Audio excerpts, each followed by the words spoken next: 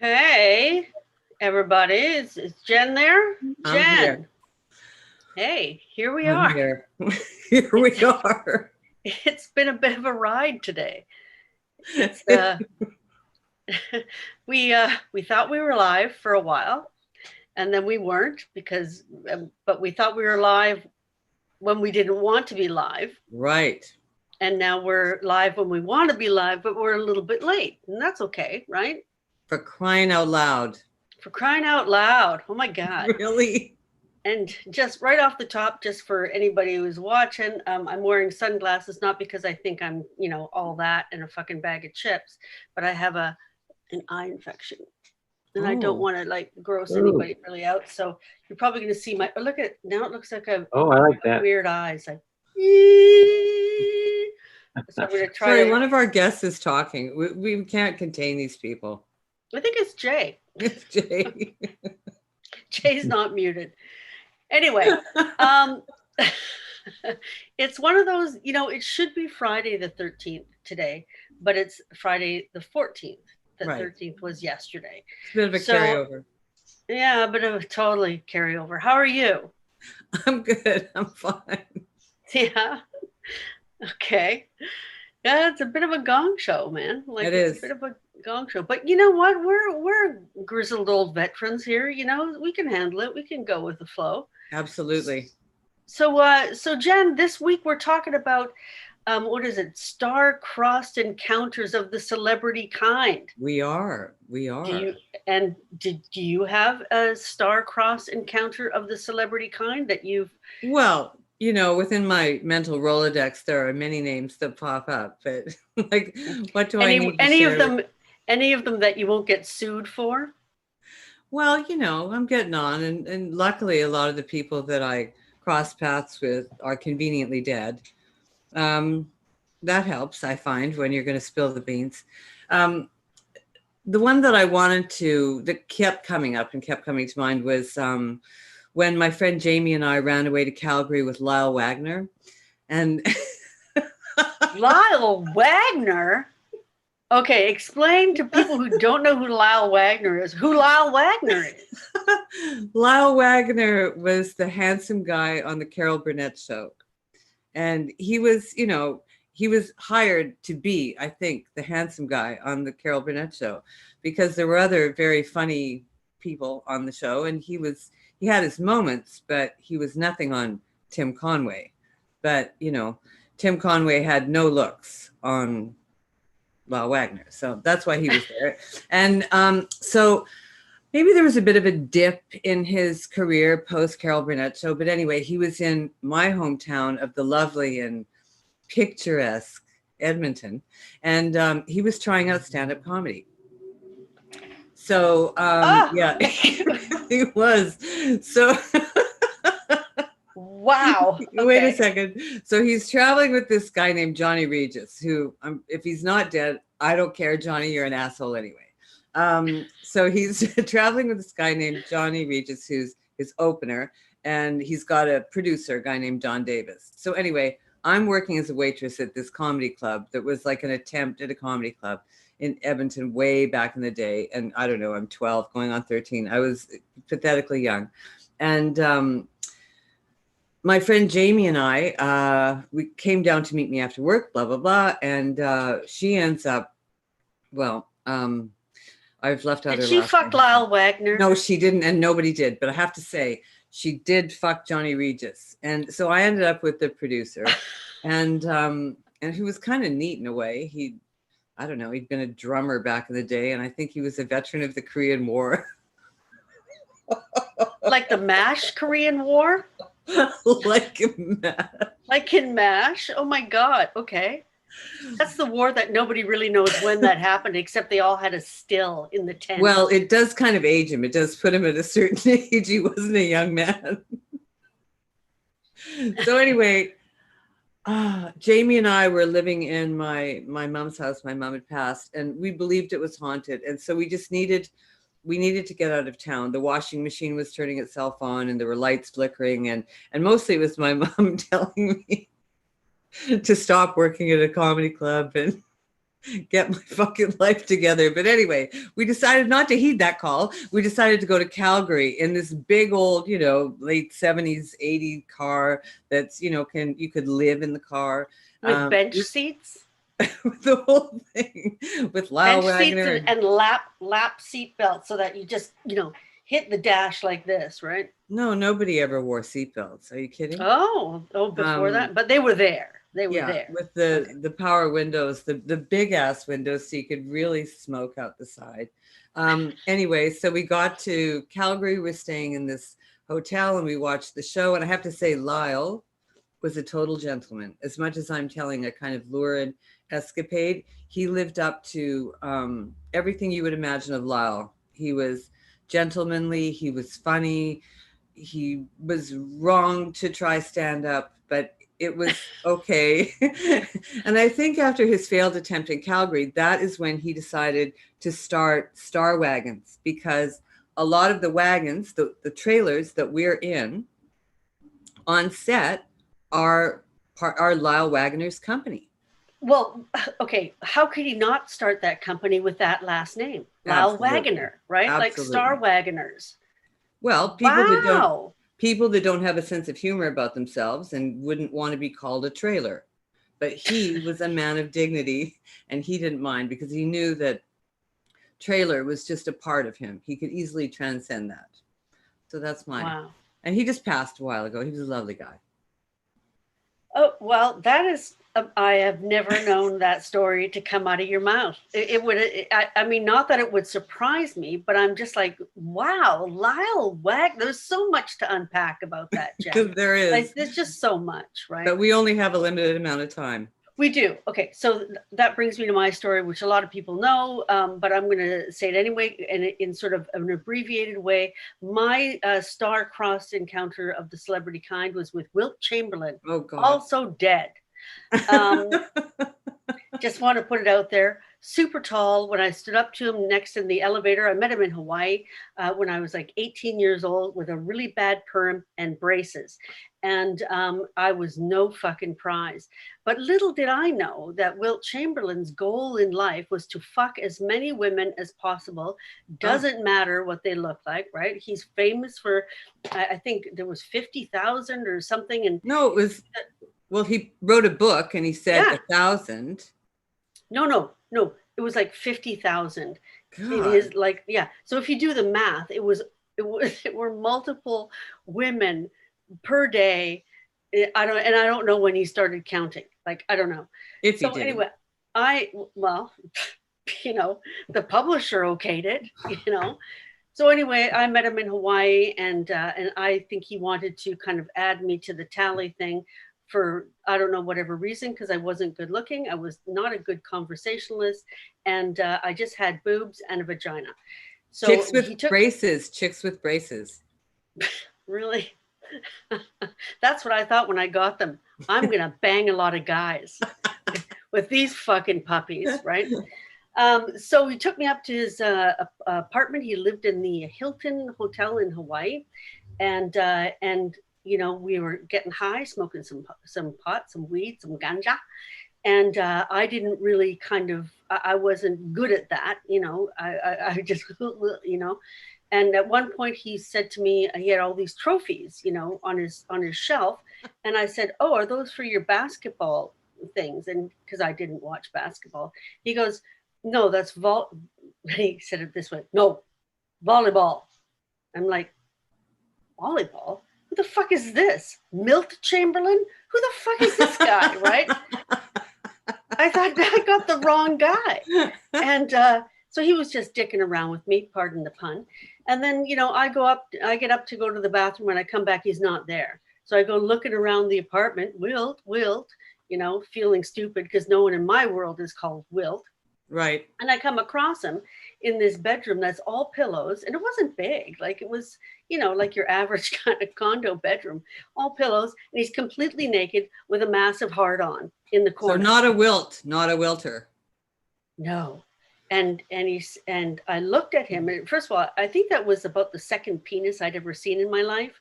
The first black one, and the first one that was just, freakishly large. I've never met anybody with a penis that big. I mean, he was proportionate, he was proportional with his body. And he said to me, "Why don't you come over here and suck on my teddy?" And I'm like, "What?" And all I could, braces. And I just thought, this thing isn't going. Where is this thing going to go? I don't know. And so I left with my tail between my legs, having not serviced his teddy. And just kind of, that's my Wilt Chamberlain story, Wow. Like, So I wonder if you made it into the book. No, because I didn't have sex with him. Right. I So it was didn't count. An epic fail. He didn't. Yeah. I didn't count, and I'm really happy, because I think that something may have been damaged.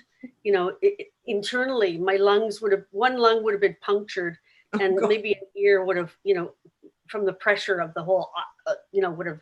I'm fascinated by the logistics, though. I mean, how did he expect you to give him oral sex with braces?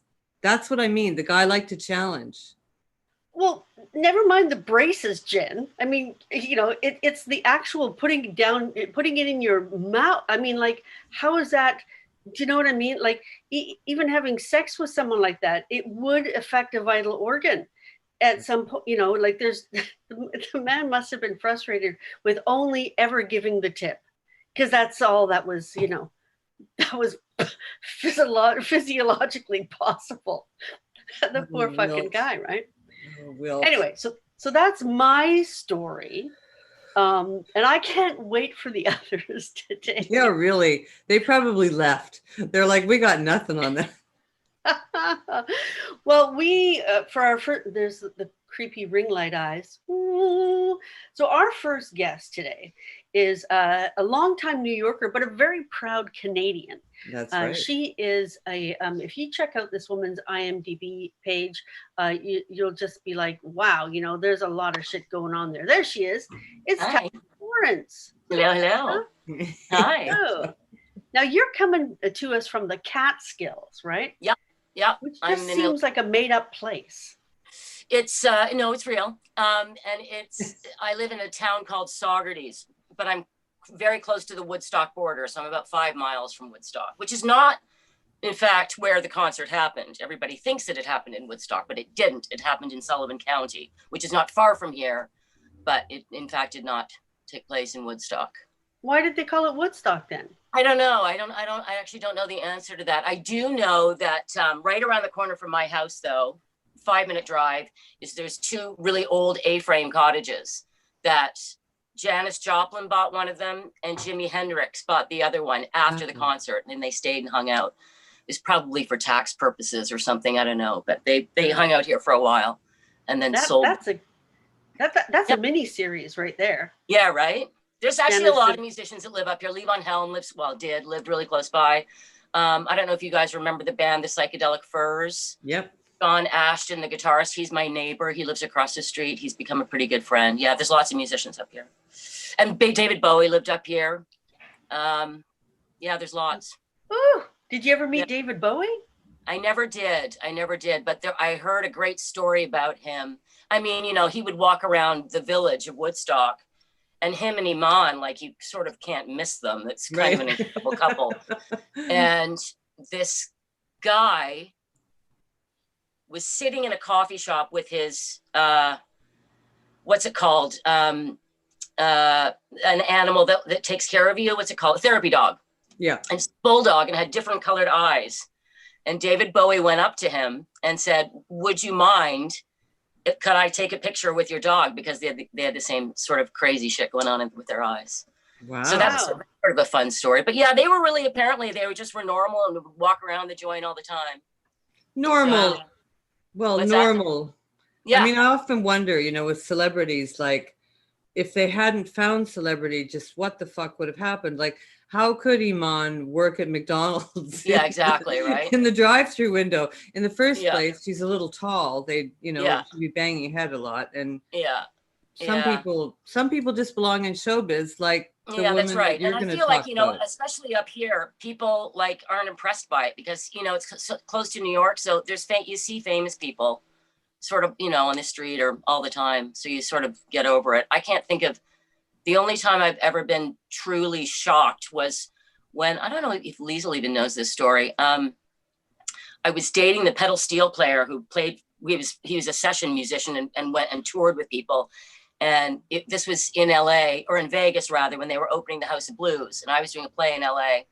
So a friend and I flew down there, and I was, Bucky was my boyfriend at the time. So I was hanging out in his hotel room before the concert, and there was a knock at the door, and I went and I opened the door, and Bob Dylan was standing on the other side of the door with his set list. And I couldn't talk. I just went, and he said, "What's your name?" And I said, "Tasha." And he said, "It's nice to meet you. I probably won't see you after the party." Anyway, and so then they played that night, and it was incredible. But it was at the end of their tour, and apparently Bob was famous for like being terrible on stage or being fucking brilliant. It just depended on the night. But this was the last night of their tour and the opening of House of Blues. So he knocked it out of the park. It was a great, great show. So yeah. So but now, that's not Tasha, the story I was going to tell. What? Yeah. So Tasha, what's your story? Like, what was the one that you're going to tell us? Which, I mean, I love the other ones. I told Liesl this the other night. So my celebrity is also dead. Elaine Stritch. Some people may not know who she is, but she's something else. So there's this small theater company. It's not really a company. It's a weird thing this woman started. It's called Food for Thought. And she basically invites every person over the age of 80 that lives in Manhattan, and they eat little tea sandwiches and have coffee or a glass of wine. She charges them like $50 each time. And then she grabs actors from different places. She actually has had some famous people come and do it over the years. And then we do a reading of a short play or something, and then they discuss it. So I've been doing this for years and years and years. And so Susan Charlotte, the woman who runs the thing, called me and said, can you come and do this with Elaine Stritch? And I was like, God, of course. So a little known fact about Tennessee Williams is that he would always write, most of his plays started out as one acts, and then he would develop them from a one act into a full length play. So Elaine Stritch and I did The Pretty Trap, which is the one act version of Glass Menagerie. And it was like, people loved it. And I think a lot of it is because we both sound like men. Like it was the weirdest sort of choice of two women to be reading Laura and Amanda. But so it sort of became the dog and pony show. Like we did it many, many times over the years until she wasn't well enough. But she either loved you or she hated you. And she was a fucking pistol, man. She could be so mean. She would threaten stagehands and push people out of the way. But she and I got on really, really well. And it got to the point where, she was diabetic. Yep. And I was in my dressing room one day getting ready. It was some big gala. I think we were in Jersey or something. I don't know. She showed up with her big giant, those big Coke can curlers and her giant glasses, and comes in her cape. And she's always ordering me around, telling me to get her orange juice, etc. And then I just heard, Tasha, yeah. So I went in, and she had her pants pulled down and handed me her needle, for her diabetes, and made me just stick it in her hip, and then off we went and did the show. And then it was one of the last things that she did, because she, it was weird when she left. She lived at the Carlisle Hotel for years, years and years and years. And then she moved to Michigan to be with her family. She died like 6 weeks later, like immediately. She just was so sad. Look, family will do that to you though, right? I know, right? Family will kill you. I know, it's true. Right. But I was lucky enough to meet her and work with her, and she was amazing. She was great. Well, you know that I have an Elaine Stritch story as well. Oh, right? Tell me. But I told you that when I was in New York once. But I mean, so Elaine, I met her when she was up here, and I met her at this like really, really tiny support group thing where the lights were turned down and everyone was really, very. They were indigent. Most of the people there lived under bridges and stuff. except for Wow. me and Elaine, you know? Right. And so, really, and the chairperson, people shared, and then, Yeah. and they were deep, dark, horrible stories. And Elaine was eating Melba-toast throughout. So she was almost like percussive as Yeah. people were talking about getting kicked out of their, you know, single room occupancy place. She was Right. chomping away. And so it came Unbelievable. to me, you know, and I said, the chairperson said, well, you know, would you like to share? And I said, sure. I just would prefer it if that woman would stop eating, right? And then, of course, you know, being her, she goes, I'm a diabetic. And I Yeah. was God, like, she loved it. That was her go-to line, man. I I'm a know. diabetic. And I said, okay, but does that mean that you can't eat quiet food? Like, Right. really? Banana. Isn't there some fucking cheese that you could have? But, you know, whatever. She So probably then loved you for that. well, she did, but we sort of, because, you know, I'm sort of borderline in the biz or whatever. In her mind, Right. I'm a non-entity, but she didn't ever boss me around. But we did see each other over the summer, and you know, Nice. she was a trip. Yeah. I'm too old for the shorts that I wear, but I always wear them in her honor. Yeah. She never lost those shorts. I And know. yeah. You know, the classic black tights with the big white shirt, crisp white shirt. Yeah, she did. She had fabulous legs. She was very proud of them. It was interesting to see her ass and her bare naked legs in the dressing room that day, but there you have it. But at that point, it was like, you know, once you sort of spent enough time with her or around her, nothing surprised you, and nothing would surprise you that would come out of her mouth or what she would do. But Jesus, if she didn't like you, man, stay out of her way. Right. think So I Elaine- often thought about that, about the Carlisle staff, right? It's like, Yeah. how did they manage? Well, I think that they were all in the end. I think probably fairly relieved when she was on her way. I think they even tried to get her out, and there was, I don't know, she lawyered up or did whatever it was that she had to do. But yeah, I think she's my spirit animal. yeah, she's amazing. Have you ever heard that story? I'll tell you, this is the last thing I'll tell you. A friend of mine told me this. What's her name? Carol Channing. And apparently she was famous. Her.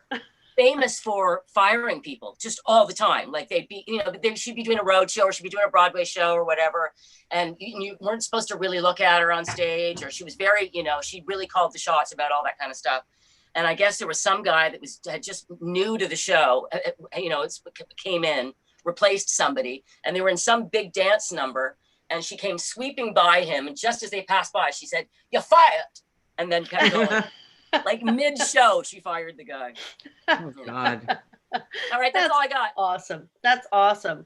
Well, Jen, thank you, Tasha. You're going to stick Yes, around, of course. right? Thanks for having me. Thanks Yeah. for having me. Excellent. So, Jen, how about we, you know, bring on our next guest? Absolutely. Over to Right you. on the topic of divas. Our next guest is not one, but he's worked with many a diva, and I'm sure he'd like to talk about it. Our next guest is the lovely and talented Jay Brazeau, who comes to us originally from Winnipeg. He's an actor, writer, director, composer, and exotic dancer. I haven't not witnessed that, but there's still time. And he's star of stage and screen. Give it up for Jay Brazeau. He's a saucy minx. He's a saucy minx. Kind of here. Jay. He's working on his. First off, am I on the screen yet? Because I don't see anything. Your name I'm is in Winnipeg or something now. We'll give it a second. You're still kind of blank, but Well, I bet I am. I know. Get your I've video. heard that about you. How about this? I'll try this. Is that working? No. Yeah. Oh, you're talking. Oh, There we go. you are. Yay. Hey. There we go. Hello, Jay. Hello. Hi. How you doing? Good. How are you? Will Chamberlain, eh? Whoa. Here. I know. Okay. You've All worked this- with many. The guy from the other guy, Lyle Wagner. A Lyle Teamster, you could have called him almost. Right? Like that. Well, I didn't fuck Lyle Wagner. Well, I'm happy Or- to hear it, because you wouldn't want to, you know, get his. I would like to fuck Tim Conway, but he was such a great guy. I mean, a lovely, fantastic I'm performer. pretty sure that Lyle Wagner was a really good family man. I don't think he was a You cheat. think so? Wow. Yeah. Guys like that, are they easy to talk to? Guys like that, do they just sit there and be pretty all the time, or what do they do? Like, Oh, he was lovely. He's a really nice guy. Really nice guy, and I have only good things to say about him. So, like cautionary tale to all you would-be celebs out there. Don't be frickin' Elaine or Carol Channing. Okay, we worship them, but who Well, needs there's only guns? about 3 of them probably in Hollywood. You got one of them. That's great. That's right. So, mean- speaking of divas, Jay, I think probably you've worked with many, but of all the divas, there might be one that stands out the most. Divas.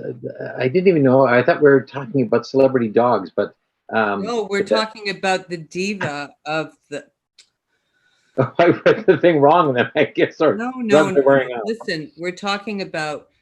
I went to see you in The Wizard of Oz in Fort That's Lauderdale when you came through on the Broadway tour of The Wizard of Oz, right? That's And you were working with the infamous diva-esque Toto. well, Diva. The thing about Toto was that and it was a fun show to be on, but you always try to figure out who's the best actor in the show. Toto was. I know. Toto was just fantastic. He was there like every night, always did the same thing. And he was fantastic. Had his own big dressing room, everything. One night he sort of got the runs, and that was sort of bad because he had the munchkins were slipping over everything and everything. But it was a really great show, and Toto was wonderful. He was one of the best actors I ever worked with. And I worked with Pacino, De Niro, and Toto, and he's right at the top. Right. When we went backstage, I mean, maybe you remember this, but you did tell us that Toto was a bit of a diva. And in fact, we didn't. Toto had his own dressing room, whereas other people had to share. And well, nobody knew that. See, there was 2 Totos, right? Right. There was a Toto and a not so Toto, kind of a dumber Toto. They would only use just to run across every once in a while, back and forth. But the other Toto would do everything. I mean, my guy, he signed my book with a paw and everything. He was really great. He was a really, and very expensive. He was making more money than I was, for God's sake. Right. So, I mean, like, it's protective. It's the guys. It's like all the movie stars have people who protect them, right? And Toto had this person. Oh, Toto doesn't want to come out now. Toto won't eat that today. No, he's not feeling well. So it's like De Niro. They all have those guys who make protect did them. Toto have his own helicopter? Because De Niro did. I don't know. Not a bad idea. He always wanted to drive it too. He was Well, I know that Jay, when De Niro was here, he took a why helicopter. didn't they just? I was thinking when I did the show, I said, why does Toto always have to look like Toto? Couldn't he be like a pit bull or something different, or even a cat or something, Right. Now, Jay, you brought up De Niro and Pacino. Any stories on those guys? Like any kind of, and it doesn't have to be horrible, but just, kind of give us a sense of. De Niro, I was very fortunate enough to be in a movie that nobody saw called We're No Angels. Yeah. And De Niro, Champagne, he just broken up with Madonna, and a lot of people in the show. And Demi Moore was the other person. And wasn't Wallace Shawn in that? That what? Wallace Shawn. Wallace Shawn was in it. Of course, I forgot that. And what's his name? I can't remember his name. My God, he was nominated for an Oscar for Chicago. John McKin. John, who did Step Brothers with. Guy with curly hair. Yeah, he's lovely, fantastic actor. He was that was one of his first or second films. So he John was Riley. John Riley. John C. Riley. Yes, he was great. And I bunked down with Bruno Kirby. Do you know Bruno Kirby? He was like in all those films. He was a fantastic guy, and he was I was lucky. That was the best thing about it is to meeting all these other people like Ray McAnally, who was the father in I forget.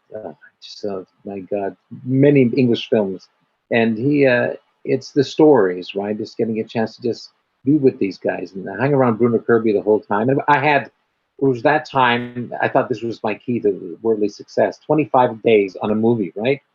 On a Hollywood movie, which ended up being 46 days on a Hollywood movie, So, I thought, this is it. I'm on my way. Jeez, Well, that in 80s money, that's kind of a house. That's almost a house, right? My house, I had a house that Bobby De Niro bought. Bobby De Niro was a really great guy. He was, he's just like a normal kind of person. Back then he was anyway. He was at the Right. beginning of his career.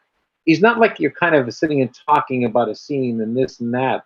He's just very intuitive, and he just does what he does. This was his And first sort of foray into comedy too. So that was a whole other kind of thing too. so Sean you Penn is saying really then? the guy. What? Go ahead. Sorry. No, go ahead. Penn is really the guy who walked away with that film. He was just utterly fantastic, Sean Penn. Sean Penn, yeah, he was great. Yeah, I didn't talk to him. He's kind of method, I guess. He didn't talk to me the whole time that we were there. And then at the end, I didn't say goodbye, nothing, but we went to the opening in New York, and he was the first guy. Jay, come on over here. Oh, is it your wife, Jay? So I'm going like, method. I don't know what it is. It's just people have their own way of working. And Right. when you're on a movie like that, you don't really matter. You just fill in the things. It's all about the other guys, and you just fill in. And I was lucky enough to have some scenes and everything. Cool. Wow.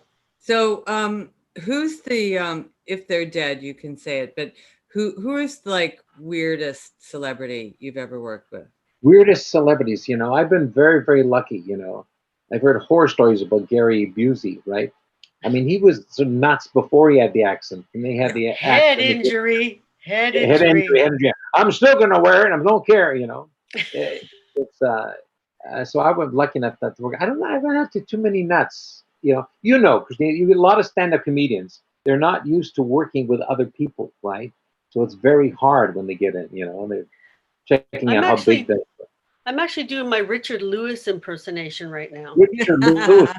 Oh, that's pretty. You've been there. We've all been there. I'm so Most sick. these people- Look at this eye. I'm not gonna say anything. That's I I've was on really the been movie where fortunate enough. I Gary haven't worked Busey with got many fired. assholes, but there are out there. There's no question about it. I think the smaller they are, the bigger the asshole, and the bigger Oh, they that's are, the nicer the much person. of a Well, somebody. with No, the exception of Will Chamberlain, apparently. Well, Will- I wouldn't Will say Chamberlain, yeah, picking up a that, teenager with braces was a really compassionate thing to do. well, you're that's talking the about world of people that you sports. slept with, right? I never slept with anybody. I worked with Bo Derek, and Bo Derek was bum bum bum bum bum bum bum bum bum and all that stuff and everything. And when I worked with her, I looked at her, and she was perfect. And this dress she was wearing, it looked that she'd been poured into. She was incredible, and she was just a very, very nice person. Not really your acty types. What are you having for lunch and everything okay? She was really, really great. It's so they are generally everybody's okay on the thing. Well, I'm happy to hear it. In the end, I'm we're all happy. just. I know, and they always talk about you. They know all of them know you for God's sake. Me? And in the end, we're all just human beings, right? Which We're all brings us just- into our next segment. We're doing a new segment now, Jay. You're in the inaugural show of the new segment. So I'm going to hand over to Jen to intro it. Yes. We're trying out a segment, and because celebrities are fantastic, but humans being are even more interesting. So our next guest has been on before as a guest, but she's now part of our feature series, and her name is Susan Cormier. She's the artistic producer of Vancouver Story Slam, and she is an apiarist. Susan. Wow. There she is. There's Susan. An apiarist. There, I can't see. Oh my God. There you are. So I'm a beekeeper. That's sexy. So I work with an apiary with bees, yes. So Susan, how many bees are in your apiary at the moment?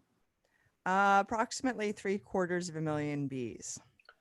Ooh, We have wow. 18 hives right now. Each hive ranges from 35,000 to 65,000 bees. So approximately 750,000. So tell me, how does it start? Like, how do you do a bee starter kit? Do you just start with one bee, hope for someone to show up? First of all, can you hear me okay? Because I've got like You can layers. crank it up a bit. All right. You know what? I'm just going to take a Okay, this Yeah. is what I look like after a day checking beehives. The hair goes all over the place. You look lovely. How you get started? No, you can't start with a single bee. Bees cannot survive as single units. They need to have a whole colony. They're more like the Borg. They need to have a whole group of them together in order to survive. To get started with a beehive, you have to buy from an existing beekeeper or order from overseas, generally from Europe or Australia or New Zealand, what's called a package hive or a nuke, which is short for nucleus hive, which is a starter beehive consisting of a queen and a very small colony. You order that in. Wait. Does it come on Amazon? Like, do you order it on Amazon? It comes in like an Amazon box. You got a box. It's similar shipping. It usually gets shipped to I'm actually not through Amazon. You got to order straight from special companies. They got to be shipped special because they are live animals and they do have to be shipped very carefully, climate controlled, and you can't just toss them around because it's a box of bees. Right. But they're they're not forced to be in the middle seat of the airplane, right? It's just like, fuck, I'm sitting next to the bees. They sit on the Again. wings of the airplane actually, and they help fly. But yeah, you just order them from overseas and they arrive. I'm not exactly sure how they're shipped. I know they're shipped by air so that they don't die in transit on a boat. And you put those into a beehive and hope they survive.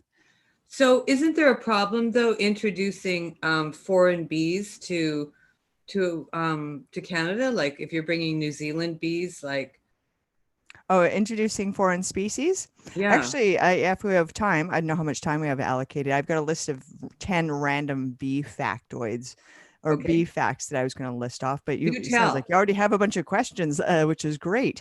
But that's one of the things I was going to mention, and that is honeybees actually will never be considered an endangered species in North America because honeybees are not native to North America.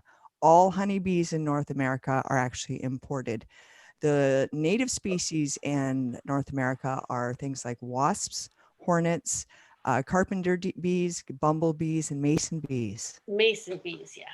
Yes. Yeah. So I love them and I love bumblebees too. Yes, they're so fuzzy. They're just like little They're teddy just- bears. They're wonderful. Yeah. But all honeybees are imported from overseas. Wild honeybees are actually just bees that have been abandoned by a beekeeper and they've escaped out to the wild, or they've left a Gone hive. rogue. Yeah, rogue hives, exactly. Wow. So yeah, all honeybees here are they're not invasive species because they're not a problem, but they're not native species. Oh, okay. So We Right. just and like they've honey. been vetted. They've been vetted, right, by the bee people. Like, oh yeah, they get screened and checked for diseases, and they're not allowed to come into Canada unless they're checked free of parasites and diseases and got no problems going on. so what are some other factoids that you have there about bees? Okay. Bees, beekeeping, and honey. Beekeeping is one of those rare professions that's not considered specifically masculine or feminine. All genders are sort of equally accepted as being experts or competent and capable in this industry, which is really nice to see. Question. Yeah. We talked last time you were on, and people may not have seen that, but I asked something about bee pollen. You said, nope, I don't do that because it's harmful for the bees. Like, so what do people who harvest the pollen from the bees actually have to pluck it off their little fucking legs, or what? How does that work? Why is it harmful? And teeny tiny little tweezers. Yeah. Close. I wouldn't say that it's necessarily a cruel process. It's just a process that I don't feel comfortable doing. What they do is basically they put little wire brushes on the doors, the entrances to the beehive. So the bees are forced to go through these scratchy wires in order to get into the hive, which brushes all the pollen off of them. However, it also takes off other delicate things like parts of bees. Oh, they have very fragile wings, their fancy little eyes and their antennas. So bees can get really busted up by the pollen. Wow. So what's the average lifespan of a bee? 6 weeks. 6 weeks. Yes. Wow, that has to be a really fast plane. Oh yeah. I mean, they go from the egg. Their eggs hatch in 3 days. The larva turns into a full-grown adult bee in about 2 to 3 weeks. They spend a couple of weeks in the hive, and then they go out as foragers and literally work themselves to death. Oh my So God. this whole thing Wow. about how honeybees, as a beekeeper, do your bees get to know you? No, each individual bee might meet me twice in its entire lifespan. They don't really live that long. They But have work you ever themselves to death. developed an attachment to a bee? To a specific bee? The Yeah. queen, very much so. The queen is very precious. Does she have How a long name? does a queen live? A queen can live anywhere from a couple months to several decades. Myself, I've never had a queen live longer than about 3 years. But the queen, the queen's only role is to lay eggs in her hive. She doesn't gather honey. She doesn't clean the hive. She doesn't raise her own babies. She just goes plop, plop, plop, lays eggs the whole time. She's actually not in charge of anything in the hive. The word queen doesn't mean dominant royalty. It means matriarch. She's the mother of the hive. She's the slave to the hive. She just lays eggs her entire life. And then when she runs out of eggs, or if she develops some sort of health problem, her daughters make a new queen and they kill her. Oh. Jay's face. Do they have a It's bee just like- election? Is it a bee election? We're not entirely certain about all of the ways that bees do things. We just know a few things about how they communicate, such as through pheromones or the little bee dances. In terms of electing a queen bee is actually just a regular plain old worker bee. All the worker bees are female, but they take a worker bee egg and raise it as a queen. She gets a very special diet called royal jelly. And she gets big, right? she gets huge. She's got like this great big booty for laying eggs. So she looks like a cross between almost a big pretty beetle and a honeybee, but she's huge. So the Now- queen, you name them? Not really, because if I name the queen, I got to name all the other girls in the hive. Right. There's 50,000 in a hive. Whatever they're ladies. They get jealous. No, our hives, I number them. Like there's hive 1, hive 2, hive 3. I tried naming the bees. Here's Celia, here's Agatha, here's Jennifer, but the tags keep falling off. I can't find my Avery printing tag small enough. So no. Go ahead. Go ahead. So No, you go. Susan, closing thoughts here. Murder hornets. What about them? They suck. I don't want them in my apiary. Last time we talked, they were like 3 blocks down the road or 3 miles down the road, right? And you're in Langley. Yep. Last we talked, there was one seen 9 blocks from our apiary, and there was another one found about 10 days ago, maybe 2 weeks ago, 20 blocks from our place. Have not seen them on our property yet. They are real. They are here. We've got special screens on the front of our beehives right now to keep them out of our beehives. We've got all sorts of like plant jars and butterfly nets sitting around. So if we see one, we're going to go get it. Or maybe I'll just pee my pants and run away if I see one. I don't know. Susan, I would totally catch one. where in a can we jar. order honey from you? Right now, it's actually been a really low honey year because it's been really poor weather this year. But if folks go onto Facebook and look up CR Apiary, CRAPIARY, CR Apiary. I accidentally named our business Crapiary. Crapiary. Whoops. Always write down your name before you finalize it. But yeah, look us up. And we do have 3 kinds of honey. We harvest 3 times a year for 3 great. What are the 3 delicious flavors. kinds? Lavender, clover. No, we just what are harvest they? at different times. Our beehives don't get put on crops for pollination. So it's just whatever's growing in the area. But we harvest in usually June, July, and August. And each of those, it's just whatever's blooming. So I call them spring, summer, and autumn honey. Slightly Nice. different flavors, just whatever's blooming. Very nice. Jay, what do you think? You're going to buy a jar of honey? I got CP Apiary right here. Crapiary. Crapiary. Crapiary. Or crapiary. Hey, do killer bees make honey? Killer bee. If you want, I guess. So like, Yeah, killer bees are actually just bees that have a special kind of gene that's called Africanized. They're called that because they started down in Africa. They're just really aggressive bees. Apparently, they're excellent honey producers. I don't want to keep them though. They're pretty cranky. oh my God. There you many go. times have you been stung? Have you ever been really badly stung? Oh my God, I got stories, not quite up the yin yang, but every other body part. Oh yeah, I get stung anywhere from once a week to every couple of weeks. I In got the eye? not quite, not quite. I didn't look quite as classy as that. Actually, yeah, I did get one sting right on top of my head, and the swelling came down, and it covers your face, the whole side of my face. It Oh looked my like I God. got, I did a couple of rounds with Sly Stallone. My face was swollen. Wow. But yeah, I get stung on a regular basis, and sometimes it's pretty dramatic like that. Sometimes it's just a little itch like a mosquito bite. Wow. So You it's get used to it, I would imagine, right? And they're actually doing bee sting therapy now for arthritis and things like that. yes. So yeah, that's an interesting. I love how, things in nature are starting to like they used to be, are turning more back into traditional medicines now, right? Or at least being considered. Oh yeah. Good Yeah. question, Susan. Apitherapy is huge. Yes. Isn't it true that bees lose their life if they sting you? That's correct, because they have there's like a fish hook on the bee stinger. So when it Mhm. stings you, it gets stuck in your skin, and then as it pulls away, that fish hook's still stuck in your skin. Unless they just stick the tip. So yeah, if you look down and you see the stinger stuck in your skin, that bee has been ripped open. It's like Okay. pulling its leg off, and it will die. So bees won't sting. Honeybees won't sting you unless basically they're willing to give up their life. So either they think that you're going to kill them first, or you're attacking their hive some way. Not like those asshole wasps, right? They're Yeah. just like, get the fuck out of my way. I want to have your steak.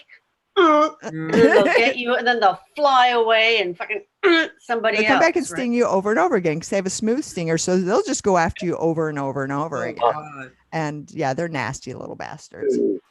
All right. Speaking of nasty little bastards, I think we got to say goodbye, right? We do. We none of you are nasty little bastards today who have been on our show. Jay, Tasha, Susan, thank you so much for coming on. Jen, closing thoughts and Well, we did talk about some nasty bastards, not little ones, big ones, Right. over 6 foot, like well into the almost 7 feet, and people that are prone to wearing white shirts and black stockings. But they've passed, and they did a great job of being assholes. But they did, and we loved them when they weren't assholes. So we did. cool. And So always thank remove your you. stinger. Pardon? What's that? Always remove your stinger. And don't Yes. keep that stinger in there. Don't Correct. leave the Correct. stinger in there, Jay. Those Oh, are wise you know words that, for right? men. Yes. Okay. So thank you, everyone, for joining us for another wonderful edition of For Crying Out Loud, and we'll see you next week. Bye.